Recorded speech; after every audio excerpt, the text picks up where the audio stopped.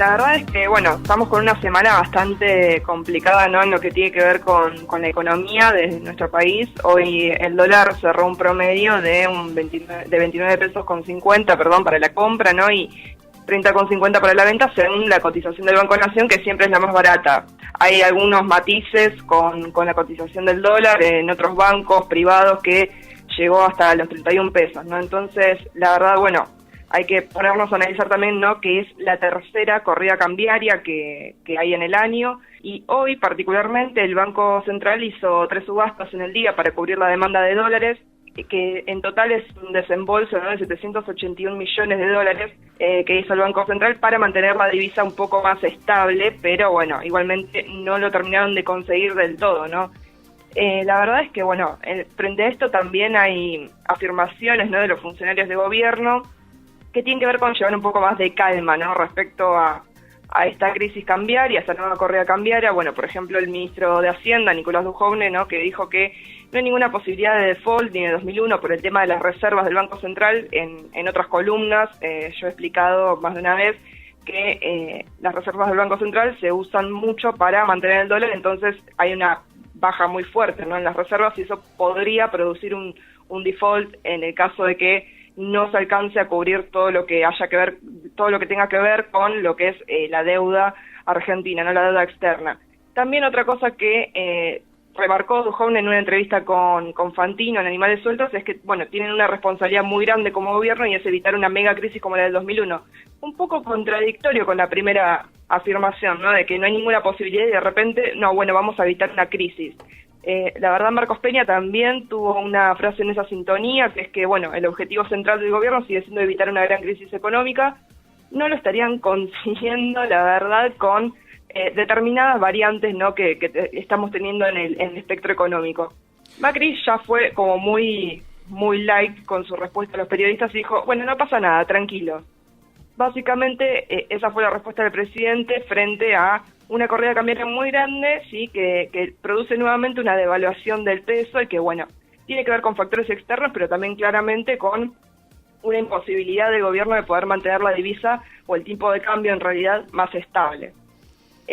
Con esto también vuelven a aumentar las expectativas, por supuesto, ¿no?, de una mayor inflación y también que se prolongue una recesión económica que ya estábamos experimentando, y la verdad es que es un poco fuerte respecto, ¿no?, a lo que viene pasando ya durante este año y que ya lo hemos hablado largo y tendido acá en la columna, ¿no? También una cosa respecto a la inflación es que, bueno, se presentó el nuevo índice de precios para el consumidor en el INDEC, que dice que la inflación de julio fue del 3,1%. En total, en lo que va del año, ya llega al 20% y la inflación interanual ya llega a un 31%. O sea, la verdad es tremendo, ¿no?, cómo vienen estos datos de la economía golpeando de alguna manera también la imagen del gobierno, ¿no? Bueno, Dujovne entonces anoche un poco nos mintió cuando dice lo de la turbulencia, nada más vienen piloteando el avión que estábamos ahí, ¿no? Claro, vienen piloteando el avión, pero la verdad es que le está faltando nafta, ¿viste? Tiene como una cuestión bastante contradictoria en el discurso, de bueno, esto no hay ninguna posibilidad de que tengamos una crisis, pero al mismo tiempo quieren evitar una mega crisis, y si no hay posibilidad de que haya una crisis, ¿por qué la vas a querer evitar? Se contradice mucho el gobierno respecto al discurso, es muy confuso el planteo del gobierno también respecto a la economía, que esto también ya lo hemos hablado anteriormente. También respecto a las anteriores corridas cambiarias, no vamos a hacer un repaso. Hubo 3 corridas cambiarias en lo que va del año, como decía al principio, una que arrancó el 25 de abril y terminó con lo que fue el anuncio de Macri de volver a pedir un préstamo al Fondo Monetario Internacional. La segunda crisis, que fue en junio, sí, se llevó puesto a Sturzenegger y, bueno, para ser reemplazado también por Luis Caputo, ¿no? Y, bueno, la otra crisis, que es esta que estamos atravesando en este momento, desde el viernes pasado. Se habla de algunos problemas con las divisas turcas y que eso influyó. Bueno, la verdad es que también hay una decisión política de que el dólar tenga algunas variantes y que sea un tipo de cambio que no tenga cierta estabilidad más allá de lo que haga el Banco Central. No se logra que el dólar se mantenga estable, por lo tanto que los precios en Argentina, ¿no?, respecto a lo que tiene que ver con los valores en pesos, se mantengan estables. Sí, y a mí me preocupa, digo, porque en estos temas del LEVAC, de divisas, de lo que debe el gobierno, Sí. digamos, creo yo que un gran porcentaje de la población no tiene ni idea, pero sí lo ve reflejado al momento del aumento de las cosas y que ahí sí creo que es donde duele, ¿no? Claro, lo que pasa es que estos datos económicos que parecen súper fríos, ¿no? Típicos de un Excel y simplemente eso y no más, y sobre todo con esto que vos decís, ¿no? Las LEVAC, las LETES, las LELIC y todas las letras que hay para entidades bancarias y también para personas físicas, ¿no? Tiene que ver con esto, con que la gente entiende estas cuestiones de economía quizás con estas cuestiones que los golpean en lo empírico, ¿no? En la economía real, como se le dice habitualmente. Cuando vos estás sufriendo un aumento muy grande, ¿no? En lo que es servicios públicos, que bueno, ahora justamente el Enargas sacó por el boletín oficial una convocatoria a una audiencia pública para aumentar nuevamente el gas. Se pretende en ese boletín oficial, en esa resolución. Bueno, justo acaban de llegar las sí. boletas, por ejemplo, acá en Darregueira, Claro. acaban de llegar todas las boletas, se están repartiendo todavía, algunos no les ha llegado, pero en promedio, digamos, hay números altísimos, ¿no? Vos no podés pagar 8.000, 9.000 Claramente. pesos de gas. Claramente, y en casas que son dentro de todo chiquitas. No quiero imaginarme ni siquiera un negocio, una panadería, por ejemplo, distintos comercios que también tienen que enfrentar estos tarifazos, ¿no?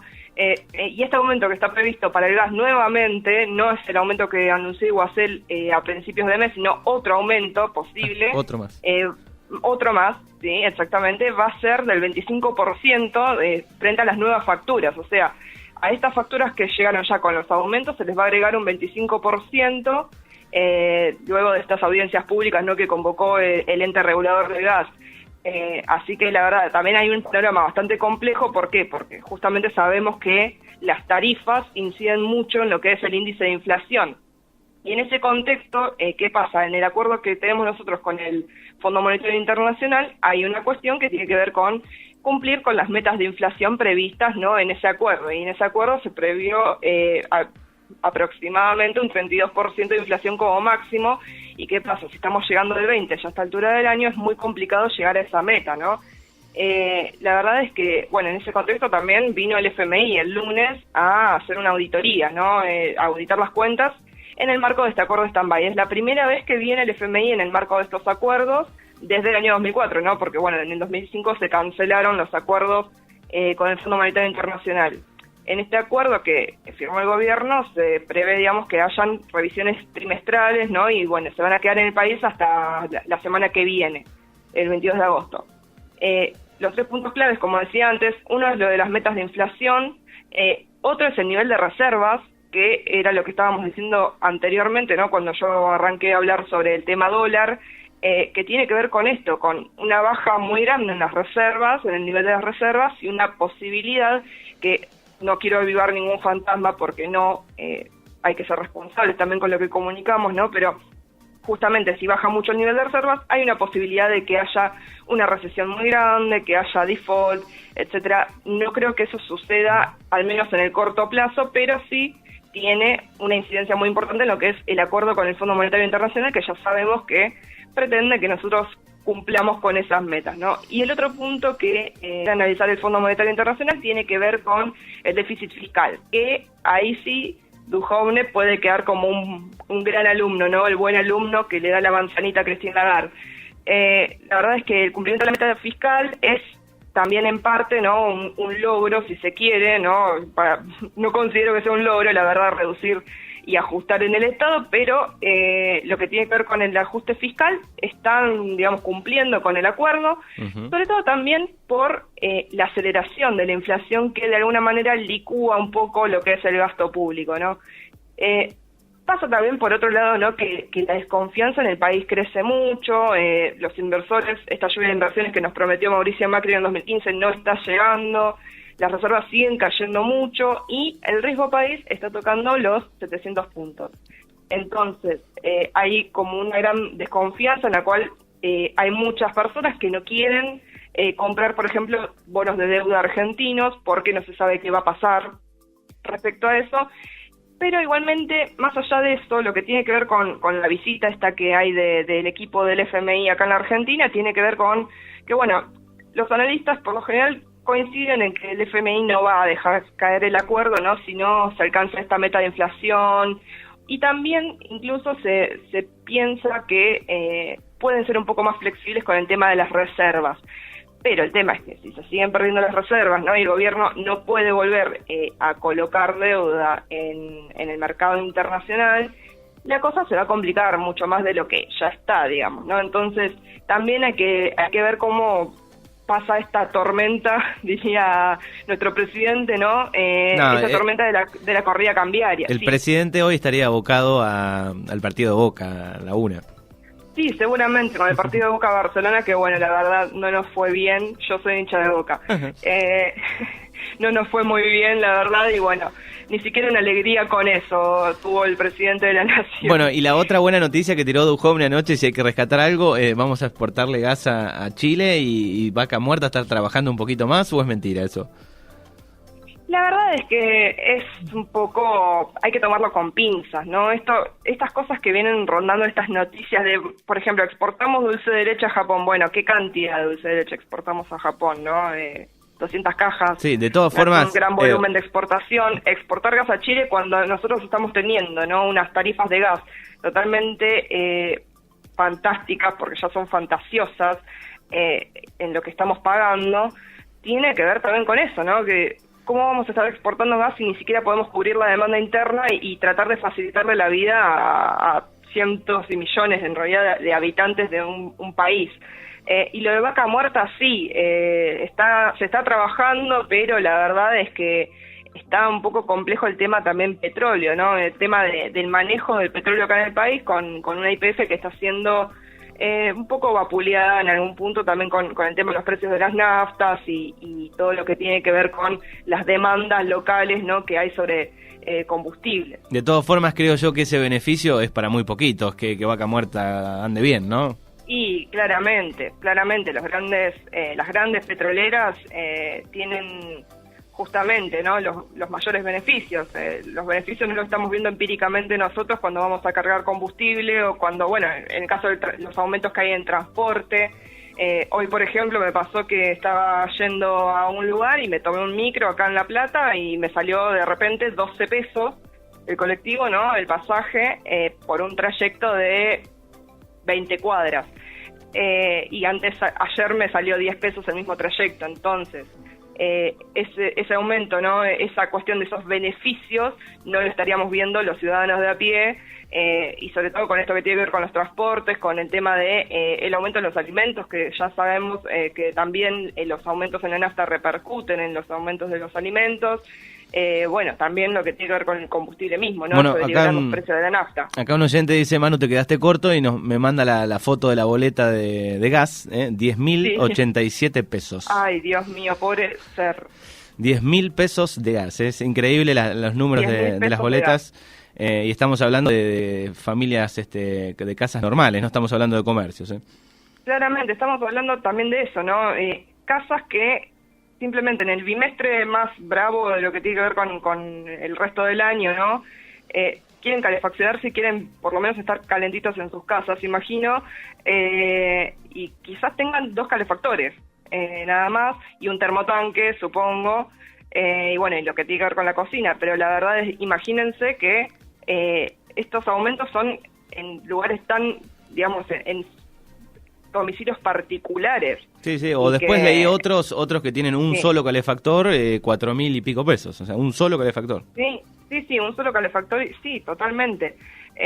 Y no tiene que ver con ahorrar energía o no, porque seguramente han sido muy cuidadosos con el tema del ahorro energético, y cuando te vas de tu casa pones la estufa en piloto o incluso la apagás.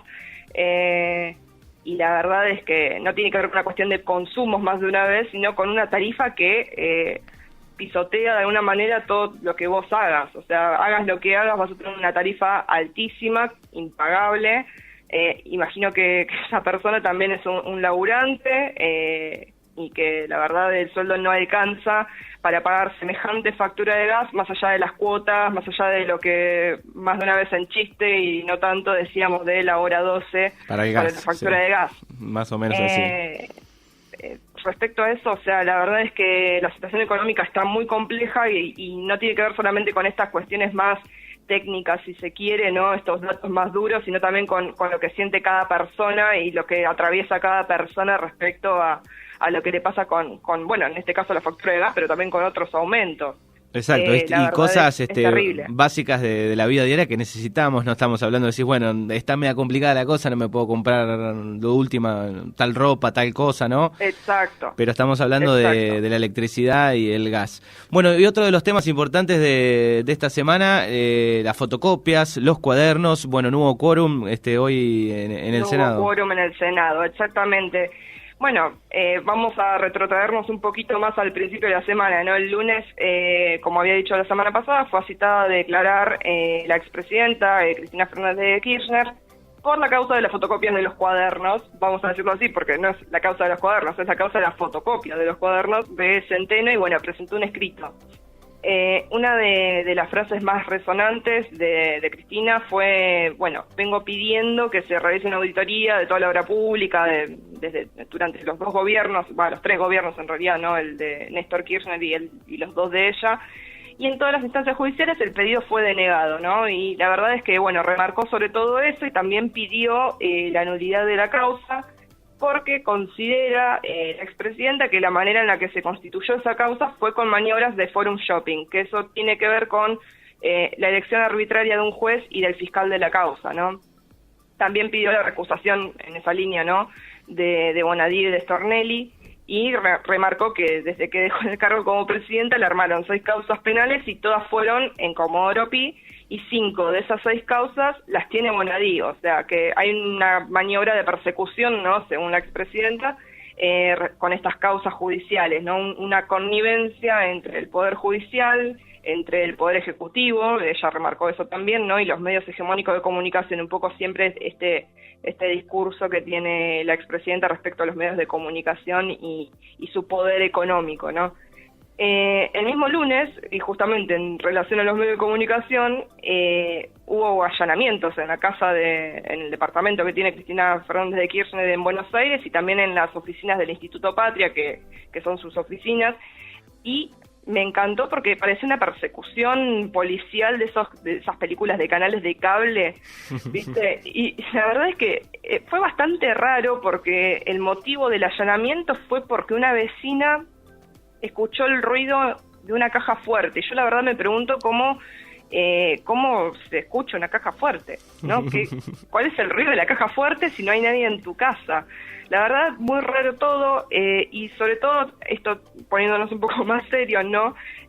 Los allanamientos tienen una legalidad bastante dudosa. ¿Por qué? Porque se necesita que el Senado lo habilite, ¿no?, a esos allanamientos, y sobre todo por el tema de que Cristina tiene fueros como senadora, ¿no? Entonces, vamos a lo de hoy, que pasó en el Senado, ¿no?, que bueno, se había convocado una sesión por y por otras cuestiones más menores, si se quiere, que bueno, el interbloque de Cambiemos había impulsado que se habilitaran los allanamientos, ¿no?, a la casa de las oficinas, y no hubo quórum por poquito, hubo 35 presentes y 37 ausentes, entre ellos Esteban Bullrich, justamente, que compitió con Cristina en las elecciones pasadas. Pichetto, que era uno de los que estaba ahí, dijo que creía que el allanamiento es una medida de prueba, ¿no?, que no define ningún rasgo de responsabilidad, o sea que la verdad no se sabe, es muy ambigua la postura en realidad de Pichetto, porque se supone que votaría para habilitar igualmente los allanamientos porque no define rasgos de responsabilidad, pero otros integrantes del bloque de Argentina Federal en el Senado, que es el bloque de Pichetto, dice que no se tiene que debatir, ¿no?, sobre sacarle los fueros a la expresidenta hasta que no haya una sentencia firme en la causa, porque ellos entienden, estos sectores de este bloque, entienden que la están declarando culpable de alguna manera antes de que haya un juicio oral en la causa, ¿no? Entonces, la verdad, hay como todo un clima bastante turbio respecto a la causa, que bueno, ya lo fuimos desmenuzando también la semana pasada, que yo decía esto de los empresarios, ¿no? Sobre todo, me parece que esta causa lo que tiene es que tiene la parte de la corrupción política, que justamente siempre se habla de la corrupción política, y en este caso también lo que tiene es que, bueno, que más allá de todo, en algún punto sale el tiro por la culata, ¿no?, con lo que tiene que ver con el manejo de la corrupción empresarial. La verdad es que es interesante por lo menos ver esta causa desde ese aspecto, ¿no? Desde ese lugar, y sobre todo lo que tiene que ver con el gobierno nacional, que en un momento aplaudió que esto pase y ahora está un poco preocupado al respecto, ¿no? ¿Por qué? Por el impacto económico que puede tener esta causa en los créditos para la construcción y sobre todo en la obra pública. La verdad están bastante preocupados. ¿Por qué? Porque las licitaciones en obras públicas son en su mayoría de las empresas estas, o por lo menos de los referentes de estas empresas, ¿no? Que están citadas en los cuadernos, en las fotocopias de los cuadernos en realidad de Centeno. Hasta ahora la posición que sostienen dentro del oficialismo, sobre todo en el Poder Ejecutivo, no estoy hablando del Poder Legislativo, es no anular contratos, ¿no? con estas empresas hasta que no haya una condena. Pero algunos ministros, por ejemplo, ¿no? Como Iguacel, el ministro de Energía, tienen pensado avanzar con algunas auditorías, sobre todo en algunas empresas, por ejemplo, no sé, las represas en Santa Cruz, que están a cargo de una empresa de Gerardo Ferreira, que está implicado en esta causa, que también es el dueño de Radio del Plata, y que, bueno, justamente la idea es hacer negocios no únicamente con los chinos que están en esas obras en el sur, por ejemplo, ¿no? Así como un montón de otras empresas que están involucradas, como IEXA, que ya detallamos la semana pasada también, ¿no? Con bueno, todos los manejos de Calcaterra y etcétera. También hay una cuestión medio de tironeo dentro del gobierno respecto a este temor que hay con la obra pública, que es que, si bien para lavarse la cara estaría buenísimo anular los contratos con estas empresas, no lo pueden hacer. ¿Por qué? Porque las consecuencias de esta caída de la obra pública implicaría una caída económica muy grande, ¿no? Entonces, en un contexto en el que estamos, como decía en la primera parte, ¿no? de la columna, en un contexto económico bastante adverso, bastante difícil y con unas cuestiones bastante de incertidumbres, ¿no? Porque no sabemos qué va a pasar al respecto. Hay una consecuencia muy grande en lo que tiene que ver si cae, digamos, estos contratos. Bueno, esperemos que desde el lado, digo, empresarial y desde el gobierno también, de acá en adelante se cuiden un poco más, ¿no? Que sea un poco más transparente todo desde mucho tiempo, ¿no? Que siempre hay cosas turbias. Claramente, es que justamente lo que veníamos diciendo también la vez pasada, ¿no? De esto de los contratos en la obra pública y lo de la patria contratista, que existe desde que tenemos historia como país, casi, exacto, diría yo. Entonces, la verdad es que espero que también en algún punto estas causas, más allá de concebirlas como un show mediático, como, bueno, esto, digo, a ver, lo que le pasó en particular a la expresidenta, yo considero que es un show mediático, no por una cuestión de adscribir o no a su línea política, sino por una cuestión de no es necesario hacer todo eso y incluso no garantizar el debido proceso de una causa judicial. Lo que está pasando es que no se está respetando ese debido proceso. Entonces, hay cuestiones que tienen que ver más con un show mediático. Sí, con algunos sí, con otros no. Claramente, ¿no? Esta cuestión bastante selectiva del Poder Judicial. No hablo de justicia porque no es lo mismo. La cuestión bastante selectiva del Poder Judicial, ¿no? De, bueno, a este voy por pero por estos no. O los arrepentidos también. Exacto, los arrepentidos. Bueno, Calcaterra, de hecho, también hubo una declaración de el expresidente de la Cámara de la Construcción Argentina que dio por tierra la teoría de esto de que eran aportes para la campaña. Entonces, está bastante endeble también la teoría de que las supuestas coimas fueran aportes de campaña. Entonces está todo bastante turbio en la causa, incluso, digo, y se están cayendo un montón de teorías conspirativas que se habían armado desde, bueno, sobre todo desde la parte del Poder Judicial, pero también desde la parte del mismo oficialismo, ¿no? De hecho, lo que están tratando de hacer, están explorando en realidad esta postura, ¿no?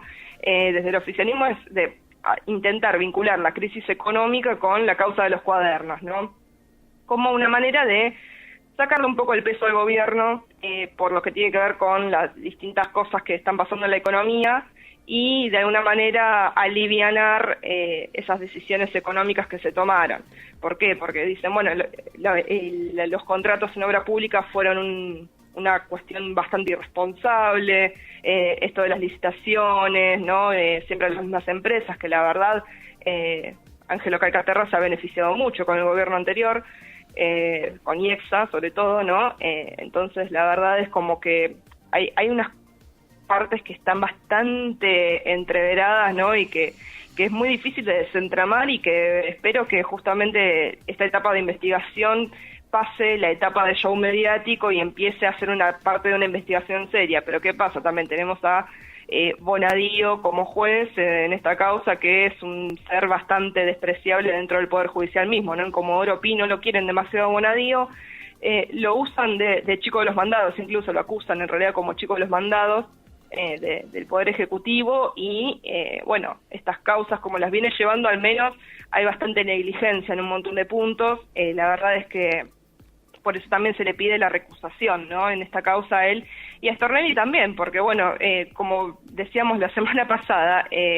los documentos, el periodista de La Nación, Cabot, estos documentos, estas fotocopias, en realidad los documentos escaneados, ¿no? De los cuadernos, los tenía desde el mes de enero y se contactaba con Stornelli para charlar del tema, pero Stornelli recién lanza la causa ahora, en este momento. Entonces, la verdad, hay bastantes cuestiones que tienen que ver con lo mediático. Por lo menos un comportamiento bastante inadecuado, ¿no? Para lo que es el Poder Judicial. Así que la verdad es que es interesante el tema de los cuadernos, cómo se va a seguir desarrollando. Bueno, sí. Acá quien se vio beneficiado me parece que es la empresa Ledesma, ¿no? Que dijo hace unos días, creo que un vocero de la empresa, que todavía no puede decir si subieron las ventas gracias a esto, pero algo de eso debe haber seguramente. Seguramente, mucha publicidad de Cuaderno Gloria. La verdad es que es un tema que ya está en el imaginario popular incluso, ¿no? Charlas con gente y te tiran la de Cuaderno Gloria. Yo ayer justo estaba charlando con una editorial para imprimir un libro y estábamos hablando de encuadernación y me dice, bueno, como Cuaderno Gloria no, me dice el editor, y yo me quedé como, pero ¿por qué? Y después caí en el chiste y no lo podía creer. O sea, está como muy en el imaginario popular, en las frases de todo el mundo, ¿no? En las conversaciones cotidianas. La verdad, estas cosas que parecen sumamente estúpidas, ¿no? En algún punto terminan pregnando bastante en la sociedad y cómo también nos manejamos, ¿no? Respecto a eso. La verdad es interesante, bueno, y además, lo que viene pasando con esta causa. Además, y ya cerramos, si mezclas sí. la palabra, se arma otra con la palabra gloria. Ay, es una tarea, no, me va a faltar el tiempo. Es una tarea para casa. Es una tarea para casa. Con la palabra gloria, si las movemos del lugar, se forma otra palabra. Bueno, se la dejamos a los oyentes también, entonces. Sí, es una tarea. Bueno, gracias por las noticias de esta semana. Gracias, hasta luego.